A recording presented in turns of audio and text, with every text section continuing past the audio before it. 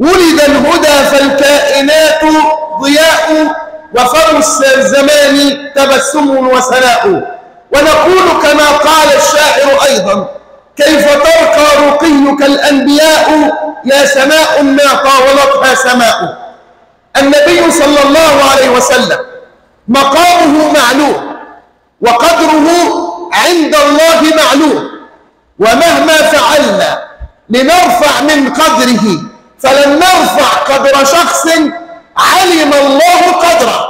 فربنا اشتق لرسوله من اسمه، فذو العرش محمود وذاك محمد.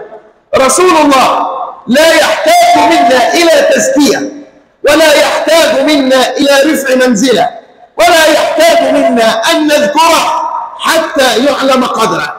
بل إن الله قال في القرآن الكريم: إن الله وملائكته يصلون على النبي.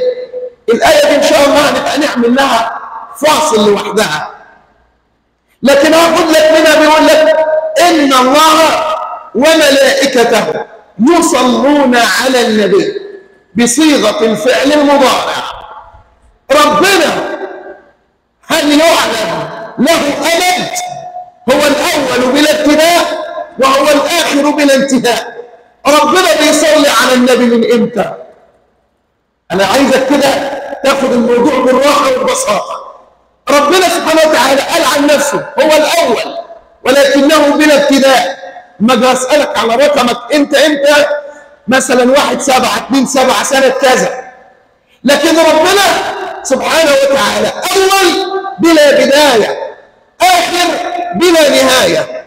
فلما ربنا يصلي على النبي، هو النبي محتاج لصلاتنا ولا احنا اللي محتاجين له؟ والملائكة أيضا يصلون. الملائكة اتخلقوا من إمتى؟ خلقهم الله منذ آلاف السنين قبل خلق آدم. أنت متخيل؟ يبقى ربنا بيصلي على النبي من إمتى؟ والملائكة بتصلي على النبي من إمتى؟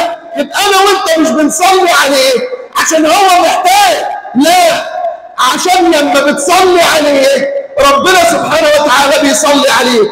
فصلاة ربنا عليك أي رحمات تتنزل عليك بفضل الصلاة على رسول الله. يبقى أولا احنا مش هنزكي النبي وهو لا يحتاج تزكية منا.